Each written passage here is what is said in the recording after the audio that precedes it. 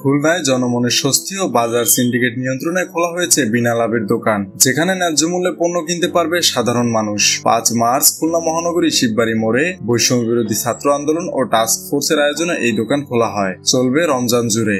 আয়োজকরা জানিয়েছেন, পবিত্র রমজান মাস আসলেই অসাধু সিন্ডিকেটের কবলে পড়ে বাজার। এবারও তার ব্যতিক্রম হয়নি। রমজানের মাত্র কয়েকদিন আগে যে বেগুন ছিল মাত্র ৩০ টাকা কেজি, তা বর্তমানে ৮০ টাকা। শুধু বেগুনই নয়, বেড়েছে অন্যান্য নিত্য প্রয়োজনীয় পণ্যের দামও। এ সকল অসাধু ব্যবসায়ীদের সিন্ডিকেট ভাঙতে ও বাজারে সাধারণ ক্রেতাদের স্বস্তি ফেরাতে বিনা লাভের দোকান খোলার উদ্যোগ গ্রহণ করা হয়েছে। বিনা লাভের দোকানে সব শ্রেণী পেশার মানুষ পণ্য কিনতে পারবেন। এখানে প্রতি কেজি বেগুন ৫০ টাকা, আলু ১৭ টাকা, খিরাই ২৫ টাকা, ছোলা ৯৫ টাকা, বেসন ৬০ টাকা, মুড়ি ৬৫ টাকা, চিরা ৬০ টাকা, টমেটো ৭.৫ টাকা, কাঁচামরিচ ৪০ টাকা, রসুন ১০০ টাকা, দেশি পেঁয়াজ ৩৫ টাকা মূল্যে বিক্রি হচ্ছে। এছাড়া ১ লিটার সয়াবিন তেলের বোতল ১৭৫ টাকা, প্রতি পিস ডিম ১০ টাকা, বোম্বাই ঝাল প্রতি পিস ২ টাকা, লেবুর হালি ২৭ টাকা ও ধনিয়া পাতা চাহিদা মোতাবেক নিতে পারছেন ক্রেতারা।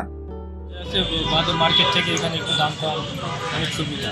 রমজান মাস অনেক সাশ্রয় হয়, তেল দাম কম। খিরাই বাজারে কিনতে গেলে ২০ টাকা কেজিতে বেশি বিক্রি হয়, বেগুন ২০ টাকা বেশি দিয়ে কেজি কিনতে হয়। এখানে ডিম হয়তো ১১ টাকা ১১.৫ টাকা কিনতে হয়, এখানে ১০ টাকা পাচ্ছে। খুব সুন্দর একটা উদ্যোগ বা সুন্দর একটা, যাতে আপনার সামনের দিকে এগিয়ে যেতে পারে। আপনারা জানেন, প্রতি বছরই রমজানকে কেন্দ্র করে কিছু অসাধু ব্যবসায়ী অতিরিক্ত মুনাফা লাভের আশায় বাজারকে অস্থিতিশীল অবস্থা করে তোলে।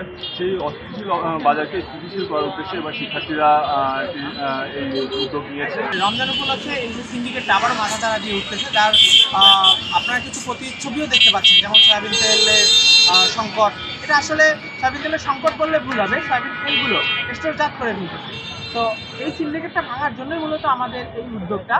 একই সাথে আমরা শিক্ষার্থী সমাজ প্রশাসনকে সহযোগিতা করতে চেয়েছিলাম, কিন্তু প্রশাসনের যে ভঙ্গুর অবস্থা বা প্রশাসনের আসলে ওনারা যে কার্যক্রম পরিচালনা করে তাতে আসলে জনগণের শক্তি ফিরানো কখনোই সম্ভব না।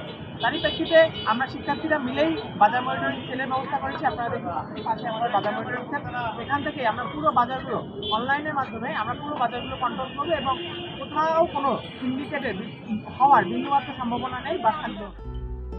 দ্রব্যমূল্যের ঊর্ধ্বগতি রোধে এটা খুবই ভালো উদ্যোগ, যা সাধারণ মানুষের মধ্যে ইতিবাচক সাড়া ফেলেছে। মেহেদী হাসান বাপ্পি, খুলনা গেজেট।